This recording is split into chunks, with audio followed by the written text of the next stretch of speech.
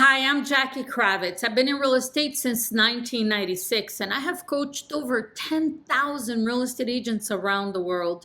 I personally listed 150 homes a year for many years in one of the most competitive markets in the country. And 100% of my business came from listings sold. By the end of this video, you'll know exactly what to do and what to say on your listing presentations, plus how to handle the top 10 objections so you can win 100% of your appointments. If you haven't done so yet, make sure you download my new Top Listing Agent 2.0 script book. It's a free download at salesxtraining.com. I'm going to take you through the listing presentation script. It is in the script book. I have my iPad here in front of me. I have the listing presentation script, so I make sure that I cover everything with you, and you can follow along with your script book as well. There are 4 parts to your listing presentation. Part 1 is, obviously, you introduce yourself and you confirm their motivation. Part 2 is your marketing plan. Part 3 is the market analysis and having a conversation about the price. And part 4 is asking them to sign the contract. It really is quite simple. So part 1, you arrive at the home. Obviously, you're professionally dressed. You knock on the door. You have your shoulders back, smile on your face, firm handshake. You introduce yourself and you say to them, Mr. Seller. You use their name. I'm really excited to work with you in the sale of your home, and I want to assure you that my goal is to sell your home for the most money possible in the least amount of time with the least amount of hassle. That is what you want, isn't it? Notice my body language. Body language is 55% of your communication, so make sure you use it congruently with what you're saying. So they're going to agree, yes, that's what I want. Now you ask them to show you through the property.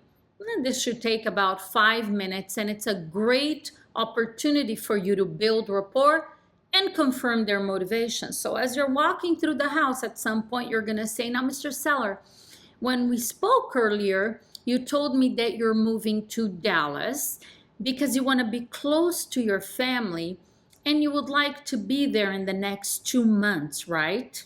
And they're going to say, right, because that's what they told you. And if something changed, they will let you know. And now you're also going to ask this question. Mr. Seller, is there anything else that is important to you about the move that I should know about? Why are you asking this? Because when you spoke with them earlier and you set this appointment, they told you where they're moving to, when they want to be there, and why they're moving, but they didn't know who you were. They hadn't met you. Maybe there's something else that is important for you to know about the move that they didn't tell you before. So here's a chance for them to open up and tell you. Part 2, which is your marketing plan. Now, this is the most important part of your presentation because it's going to answer the most common question that sellers have, which is, what are you going to do to sell my house? What are you going to do differently from other agents to get my house sold? In other words, why should I list with you and not somebody else? And this is where your active and aggressive marketing approach comes in.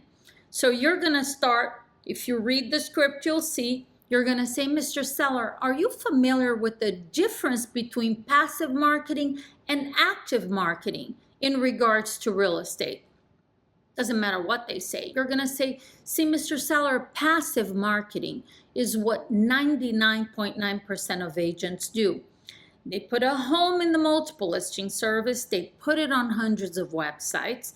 They may do some open houses and have a professional photographer take pictures of your home. And then they basically hope and pray that somehow your property will sell. Now, the trouble with these methods, Mr. Seller, is that the agent basically sits around and waits for the buyer to find them. When an agent holds an open house, well, they sit here on your property and they wait for people to walk through the door. When they put it in the multiple listing, now they're hoping that other agents will see your property and bring in their buyers. Online exposure, same thing. They're hoping somehow that buyers will see it and contact them. Mr. Seller, this passive approach is actually one of the main reasons why the average agent in our country sells 2-3 homes a year. And I have a goal to sell 25 homes this year. In addition to obviously some of these marketing strategies, passive marketing strategies that I use, I'm going to actively and aggressively market your home. Let me show you how I'm going to do that.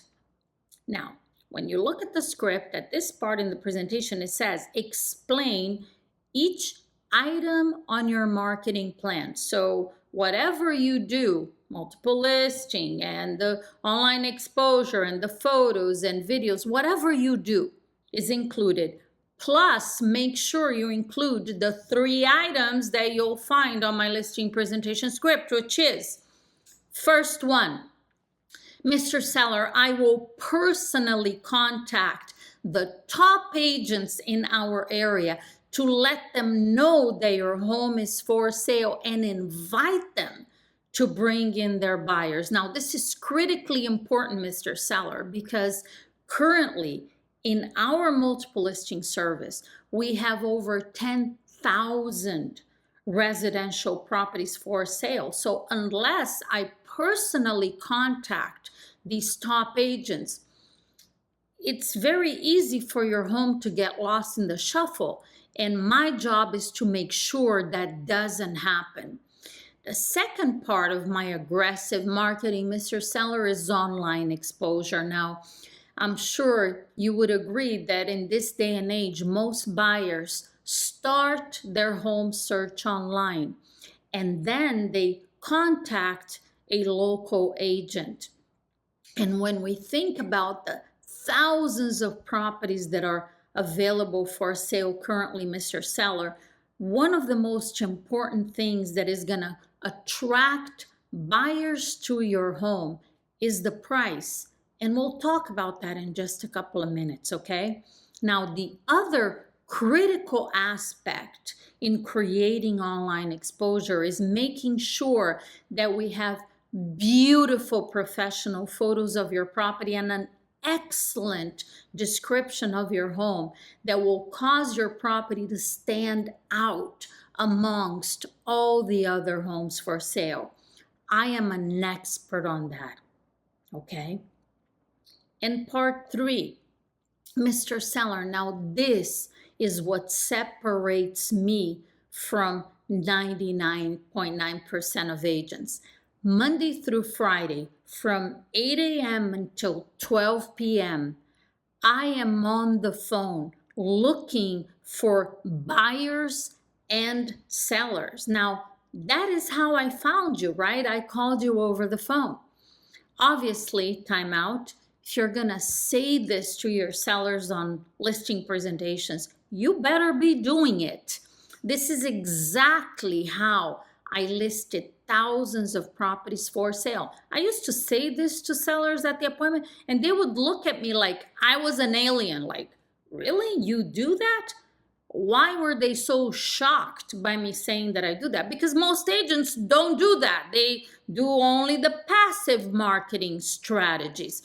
So let's get back to the script. Then you say, Mr. Seller, I speak with 40 to 50 people every day about buying and selling real estate. Now, Mr. Seller, you and I both know there's a buyer for your house out there. My job is to go find them, not wait for them to find me. I'm going to find them. And that's what you would expect an agent to do for you, isn't it? Well, yeah, that's what I would expect. Great. That's exactly what I'm going to do. Now, here you could, it actually says it in red when you download the script book. You could expand on this. You could tell them who you call. I call expired listings. I call for sale by owners. And depending on how you find them, they can totally relate. And you're also going to call around their property to let them know, you're going to call hundreds of their neighbors to give them information on their property.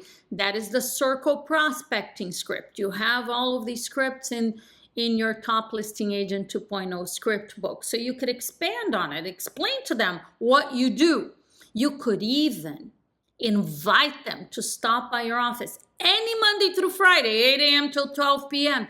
and watch how you work.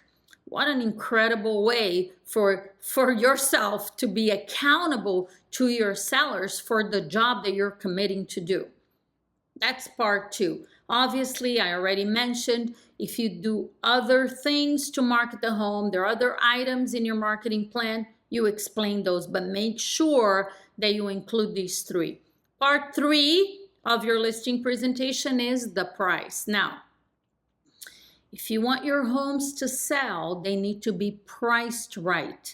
It's great to take listings, that's your job, but it is your responsibility to get them sold. That's what sellers are hiring you for, not to list them, to sell them. And for them to sell, they need to be priced right. So now we're going to take them through the dialogue to price this property correctly. Mr. Seller, as a real estate expert, I study the real estate market every day. My goal is to share some really important information with you so you can clearly understand what is going on in our market today. And then together we can agree on a price that will get your home sold so you can be in Dallas in the next 2 months. That sounds great, doesn't it? Now, Mr. Seller, let's think like a buyer for a moment. Let's say that you want to buy a new computer. You could use whatever example you want. I put the computer on the script. It's just an easy one. Let's say you want to buy a new computer. You go to one store or you check a store online and you find the computer you want for $1,000. Like most consumers, before you go ahead and buy it, you're going to look around. You're going to do a little bit of shopping to make sure that you're getting a good deal. And you find the same exact computer at another store for $1,000. The price is the same, except the second store, that computer has a much faster processor. Now, they're the same price, exactly the same computer, the second one with a faster processor. Which one would you buy? Let them answer. Make sure that every time you ask a question, you pause and let them answer. Don't answer it for them. So obviously they're going to say the second one, and you're going to say, of course, because, Mr. Seller, the second one is a better value because you're getting more for the same price, right? And they're going to say, yeah, that's right. So even if you don't necessarily need a faster processor, if the price is the same, of course you'll take it, right? And they're going to say, yeah, that's exactly right. Now, Mr. Seller, what if the second store changed the price of their computer to $1,500? So now that faster processor is going to cost you $500 more. Which one would you buy then? They're going to say, well, I guess since I don't need that, I'm going to buy the first one. That's right. Because what happens, Mr. Seller, see, is if they charge for that extra feature, the value is no longer there. That makes sense, doesn't it? This is a very important dialogue, okay? And again, you'll have it word for word. See, Mr. Seller, home buyers think exactly the same way. They have a lot of choices in today's market, and the average buyer looks at 10 homes before choosing which one to buy. So your home is competing against 9 other homes at any given time. Buyers walk through house after house after house, and they look for the one that offers the most features and updates for the least amount of money. See, buyers, Mr. Seller, just like you, they look for more for the same price or a lower price. When you think about it, it's all about price. Now, it's very important that you take sellers through this dialogue because, again, if their home offers more than the competition and the price is the same, their home is more valuable. If they decide to ask more for their house because they have some additional things that other homes don't have, the value goes down. So they need to understand this because it's critical in pricing the home correctly. Now, this was a timeout. That was between you and me here. Now back to the script. Mr. Seller, in order to determine the price, let's take a look at some of the homes that are currently listed for sale and a few that have recently sold. Time out. This is your market analysis. I recommend that you select 4 active listings and 4 recent sales in the last 6 months in the area, neighborhood, subdivision where this property is located. You did that ahead of time. You have your market analysis with you. And obviously you want to select 4 actives and 4 closed sales that are as similar as possible to their home. And if there are some differences, you need to be able to explain to the seller what these differences are worth. And this is how appraisers appraise homes. So actually, having an appraisal, studying an appraisal is going to help you understand if their house doesn't have a pool and the recent sale has a pool, the appraiser is going to take away from the subject property whatever they believe that pool is worth. So it's adjustments that appraisers make. And if you do a market analysis and all the comparables are not exactly the same, you need to be able to do the same thing. That's what an expert real estate agent will do. So let's take a look, Mr. Seller, at some of these homes so we can decide what is the highest price that we can sell your property for in today's market. So now you're going to take them through each of the active listings one by one, slowly. Your goal here is to help them understand what their competition is, which is the active listings, and what the recent sales are and how it compares to their property, which is critical information because that's how appraisers appraise properties. They look at recent sales and how they compare. And it's critical that the property is priced right because if it is overpriced, it's not going to sell. And even if it's sold, it's not going to appraise.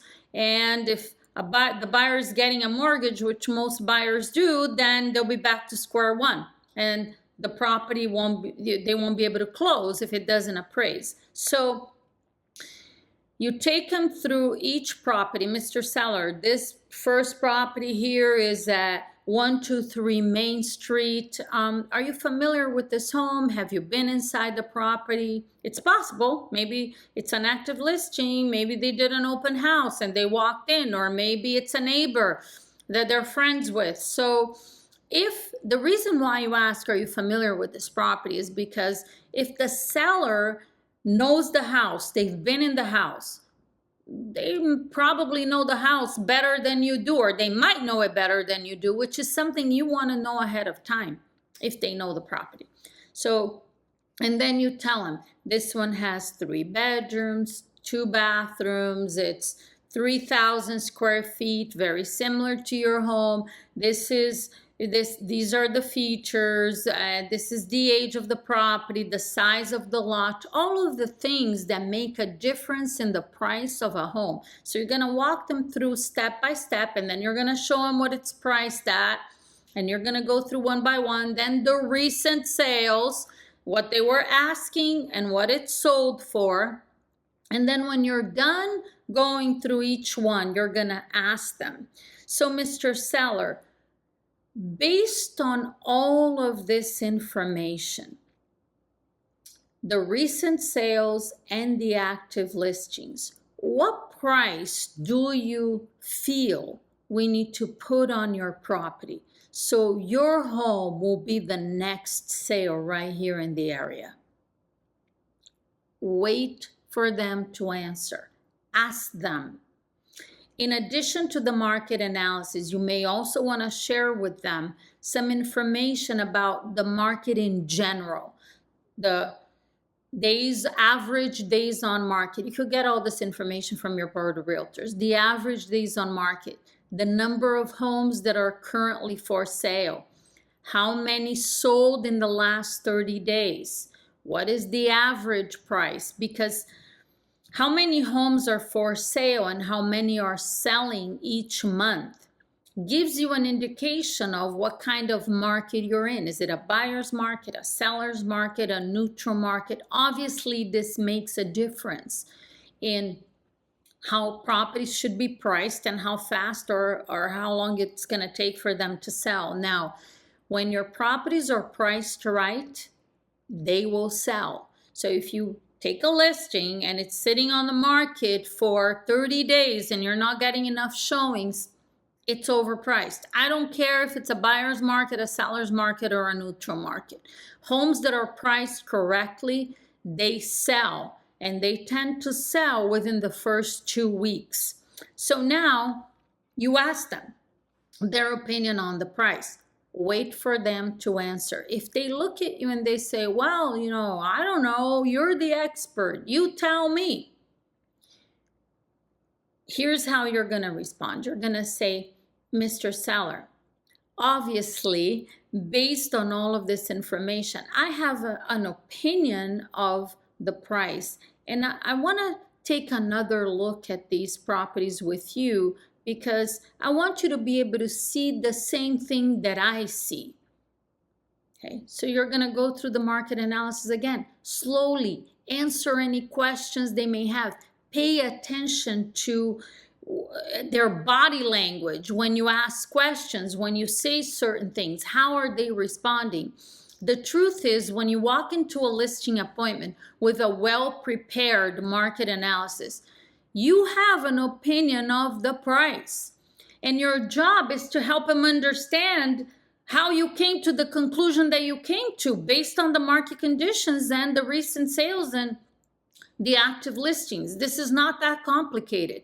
The trouble is that sellers base their opinion of price and how much they want to sell it for based on how much they pay, how much they need to make the move, how much they invested on the property, and you have an opinion on price based on reality, which is recent sales and market conditions. So you just have to help them now understand so they can come to the same conclusion that you did. So this is part 3 of your appointment. And part 4 is very simple. It's asking them to sign the contract. Now, you had the contract. Let's pretend this is the listing agreement. These are the top 10 objections. I'm going to go through them with you now. So before you started your presentation, you take the listing agreement, you bring it with you. It's completely filled out, their name, the address, the commission, the expiration date. The only thing that's blank is the price. And before you start your presentation, you put that listing agreement in front of you and them, right here where you are. And you put a pen on top of it.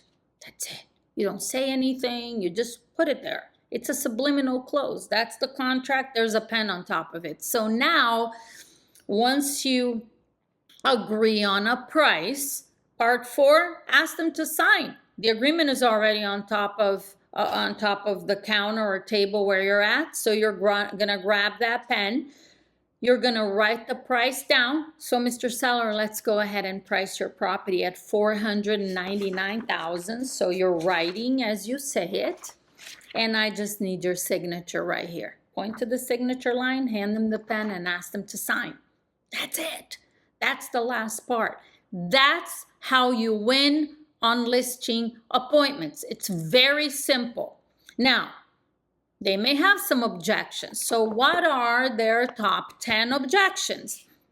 So I wrote this down. Number 1, I want to think it over. I want to sleep on it. I want to think about it. You know, it can come in different ways, but the bottom line is they're not ready to sign right now. So they give you that objection and you say, okay, by the way, I'm going to give you the top 10 and how to respond, and you're going to see a common denominator. When you hear an objection, you're going to repeat, acknowledge the objection, and validate the fact that, you know, this is a great question. It's important. I'm going to repeat and approve, I call it, every time. So I'll show you how to do it. So, Mr. Seller, I completely understand you wanting to give it some thought. Obviously, this is a very important decision you're about to make in the agent who you list with. And Mr. Seller, I want to assure you again, as I mentioned in the beginning of our meeting, that my goal is to sell your home for the most money possible in the least amount of time with the least amount of hassle, and aggressively market your home daily so I can find the right buyer for your home. And Mr. Seller, based on all of the information that I shared with you today, do you believe that I can get this property sold for you? And hopefully you've done an amazing job, and the answer is going to be yes. So if they say, well, yeah, I believe you can do it. Well, it sounds like your decision's already been made. Let's go ahead and get the paperwork signed so I can go to work and find the buyer for your property. I just need your signature right here. Point to the signature line again. That's simple.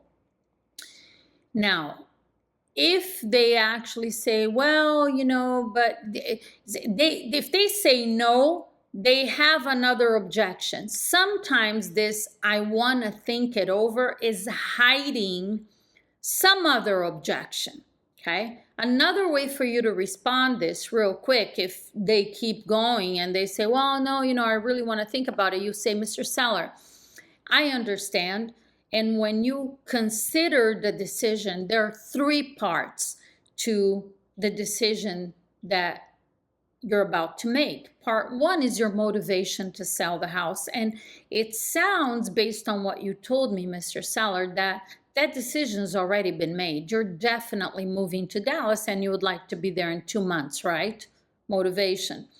Part 2, Mr. Seller, is the price that we set on your home. And based on our conversation and all the properties that we looked at it together, do you feel confident that $499 is the right price to get this property sold? You already agreed on it. You just want to make sure that they're not hung up on the price. And then part 3 is the agent that you will hire. So again, Mr. Seller, based on all the information that I shared with you today, do you believe that I can get this property sold for you? Notice I'm nodding my head yes. And again, hopefully you've done an amazing job and they're going to say yes. Sounds like your decision's already been made. Let's go ahead and get the paperwork signed. So you got those 2 options, or the 3 parts of the decision and the first one, which is simpler. Okay, great. Second objection that you could get, I'm interviewing other agents. And you're going to say, and Mr. Seller, I completely understand you thinking of interviewing other agents, because obviously I would imagine that in this process of selecting the right agent, you want to make sure that you list with someone who you feel confident can find the buyer for your property, right? Yeah, exactly. That's right. Again, based on all of the information that I showed you today, Mr. Seller, do you feel confident that I am that agent? Now, you're going to notice that when I'm handling these objections, I'm repeat some of the it's almost like they're not all completely different, but the seller is not going to get, they don't have this list of 10 objections. So it may sound a little bit like, well, you just said that. Yeah, but they're not giving you one objection after the other. You just need to learn how to respond. Okay. If you are an agent that has a strong track record that you can use when they're saying they're interviewing other agents, Mr. Seller, another option.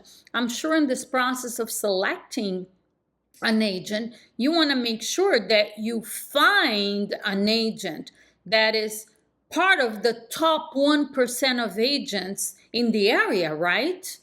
So if you're part of the 1%, you can say that, or top 5%, or whatever you fit in there. If you're brand new, just go with the first option. And if they say, well, exactly, that's right, Mr. Seller, here's the great news. In your first appointment with me, you found that agent, and I am confident that I will sell this property for you, like I said, quickly and for the most money possible. Let's get the paperwork signed so I can go to work for you. Hand them the pen, point to the signature line, ask them to sign. Remember, okay, this is important. Sometimes when sellers give you objections, it's just because selling a home and choosing an agent is an important decision. Their house, for most people, is their biggest asset, and they're just, a little on the fence. They need a little nudge. It's not like they're so committed to the objection. They're just kind of a little hesitant, and when you give them the little nudge, they're like, okay, let's go. So I want you to think that way, okay? I want you to be confident in yourself. I don't want you to be like, get in your head. Sometimes it's just, it's just confirming. So they feel good and they go ahead and sign. Here's the third one on the list. I want to list higher. Well, yeah, let's say they want to think it over and it's about the price. Well, yeah, I did see $499, but I want to list at $530. So now you have a couple of options. You could explain to them, Mr. Seller, certainly listing at $530 is an option. And what concerns me about that, Mr. Seller, is that and you may actually, it would be a great idea for you to have some stats in front of you, or even the market analysis if it supports what I'm about to say. The properties that sell faster and closest to their asking price are the ones that are priced correctly from the very beginning. In essence, Mr. Seller, if we price it at $530, we may miss an opportunity to get your home sold for more money. We can't possibly underprice your home because the market will catch up with the price. And properties tend to get more exposure in the first 2 weeks. And if we're priced higher in the very beginning, we may lose some of that exposure, and it will cause your home to sit on the market longer than it needs to. And there's a lot of surveys and studies and stats that show that the longer a house sits on the market, the bigger the gap between the list price and the sales price. Now, you also want to use your common sense. Ideally, you would take every listing price correctly, but if there's high motivation and the seller understands that if you choose to take the listing a little bit higher, and the seller understands that first week, 2 weeks is a critical time. So if they don't get enough showings or an offer within the first week to 10 days, they will need to adjust the price. So if you take a price higher, you want to make sure that you set them up with that understanding. So when you call, 10 days later to talk about a price reduction, they understand. They will remember that you mentioned that on the listing appointment, okay? Fourth objection, can you cut your commission? Believe me, because this has happened to me many times and to many of my clients. A lot of times they ask just to ask, okay? Again, when you have a strong presentation, when you're confident in yourself and the results that you're gonna provide to these sellers, sometimes they just ask because it's, why not? If I don't ask, I don't know. I've been on so many listing appointments where they ask, can you cut your commission? And I say, no, Mr. Seller, the commission is X. And they look at me and say, okay, I just thought I'd ask. And then they go ahead and sign. It's that simple. So your first option here is you're just gonna say, Mr. Seller, you could repeat and approve. You could say, Mr. Seller, I know commission is very important to you because obviously you want to be able to walk away with the most money possible, right? So if the first option is no, my commission is X. If they sign, great. If they say, well, yeah, but another agent said they'll do it for less. Now you're going to repeat and approve. I started, so I'm going to start again. Mr. Seller, obviously I completely understand why you ask about the commission because you ultimately want to make sure that you walk away from the closing table with the most money possible, right? And from your perspective, you're thinking, well, the less commission I pay, the more money I get to keep. And can I share with you, Mr. Seller, why listing with a discount agent can actually cost you money? See, Mr. Seller, when you think about it, the agent you hire is going to be the person who's going to be representing you in all of the conversations with potential buyers and with other agents that may be representing a potential buyer. And when you think about it, Mr. Seller, if these agents don't have the courage to stand up to you regarding their own commission, how strong can they possibly be defending you and the price that we set on your home? Mr. Seller, I have that courage. See, one of the two agents in negotiating is going to walk away from the closing table with a great deal for their client. And I'm the agent that's going to do that for you. Let's go ahead and get this done right. Put me to work for you.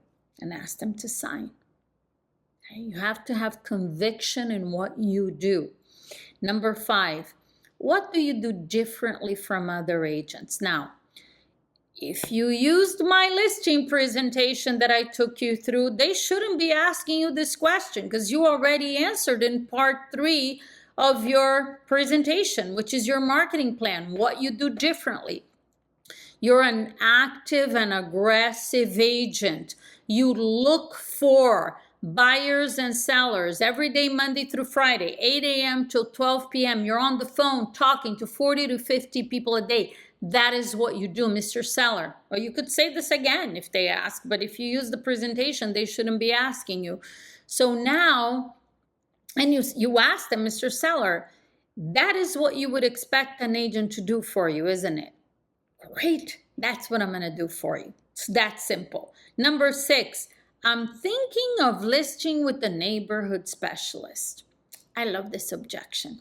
So now you're going to say something like this, Mr. Seller, actually, I understand why, from your perspective, listing with a neighborhood specialist might be a good idea because you're thinking since they specialize in the area, they might have buyers that are looking to buy right here in your neighborhood, right? You're going to say, right. Yes, exactly. That's right. Now, I want you to think about this with me, Mr. Seller. If you were buying a home and you had already decided that you wanted to buy in this particular neighborhood right here where you live, would you only want to see the properties that are listed with this so-called neighborhood specialist, or you would want to see all of the properties that are in your price range and fit your criteria regardless of who the listing agent is. What are they going to say? Obviously the latter, because it makes no sense. No buyer will say, well, I'm only going to look at the properties that are with this one agent here. No, they're going to want to look at everything, right? So then you say, exactly. So see, Mr. Seller, listing with a neighborhood specialist won't give you an advantage for the buyers that are already looking to buy in your area. Now, the advantage for you in working with an agent like myself, who doesn't specialize in any area, I actually specialize in selling homes and finding buyers for the properties that I list. And the advantage is that I work our entire, greater area, county, or however your market works. So the advantage for you in working with me, Mr. Seller, is I have properties for sale and I'm calling around all over our area. And I may be speaking with someone that lives 30 minutes away that knows a buyer interested in a property just like yours.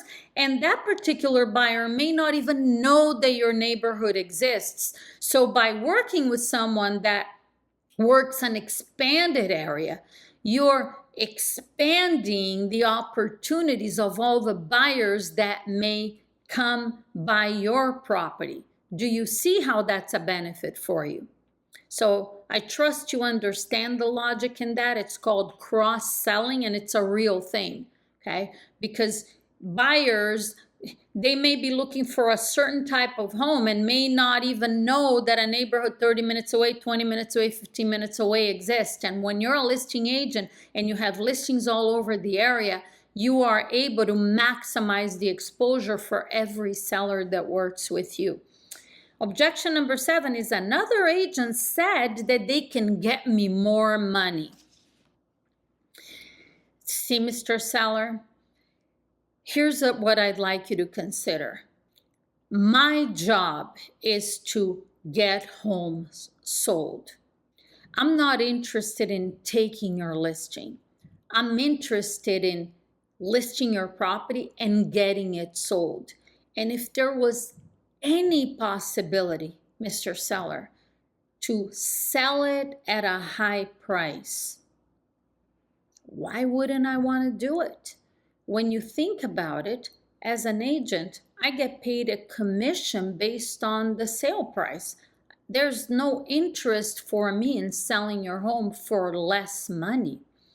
Now, what happens is some agents, Mr. Seller, are willing to take listings at a higher price, even though they know it's not going to sell for those higher prices, because listings is one of the best sources of buyers for real estate agents. Listings attract buyers. So some agents take listings at any price and just use them as bait to attract buyers. And once the buyer calls on a particular property, they say, wow, this sounds like a high price. They say, well, tell me exactly what you're looking for, because there are thousands of homes for sale. I can help you find the home that fits your criteria. You wouldn't want an agent taking your listing just to help them attract buyers. You want to make sure that you get your home sold, right? Next one, I'm going to make some repairs before listing my house. Okay, I used to hear this, I wouldn't say often, but yeah, quite often. So you're going to respond like this: Mr. Seller, I understand that it's important to you to finish up a couple of items. And let me ask you this, Mr. Seller. If a buyer walked in your property today and they were willing to buy your home exactly in the condition that it's in, and they're willing to pay a price that is acceptable to you, would you sell it to them? And they're gonna say, oh, sure, yeah, I guess if they want to buy it like this and it's a price that I'm happy with, I'll sell it. Exactly. So let's go ahead and put your home on the market, Mr. Seller, so we can attract all of the buyers starting immediately, even while you're making the repairs. And if we find somebody today that's willing to buy it as is, we'll go ahead and sell it to them, okay? And sometimes I would always say, because when they agree, well, sure, I would sell it to them. See, Mr. Seller, buyers are a moment in time. And in order for us not to miss any opportunities, we want to have your home on the market immediately, because if we wait 2 weeks or a month to put your home on the market, we may miss a buyer that is perfect for your home that may be out there looking this week. So let's go ahead and get started. Number 9, have you sold in my area? Obviously, if you have, great. Use your track record. If you haven't, and your company has a track record in the area, use your company track record. What if you're a brand new real estate agent and you haven't sold in their area and you haven't sold in any area, you haven't sold any homes yet? Answer it like this: Mr. Seller, I'm a new real estate agent. Tell them the truth. I was licensed last month, last week. I am a new real estate agent, Mr. Seller. And the reason why you want to list with me is you and the sale of your home is going to be my number 1 priority. I'm going to put all of my time, energy, and effort into finding the buyer for your home, and I know exactly how to do it. And that's an advantage for you over listing with another agent that may be in the business for a little bit longer and have a lot of listings, because if they have other properties, Mr. Seller, for sale, which one of them is going to be their priority? You're going to be my number 1 priority, and I have all of the resources available to me if I have any questions. My broker has 20 years of experience, and I have a coach, and tell them all of the resources you have to make sure that you can handle every possible situation and answer all of the questions, and most importantly, sell your home for the most money possible in the least amount of time with the least amount of hassle. Let's go ahead and get started.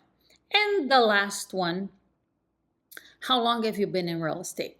Now, you got to tell them the truth.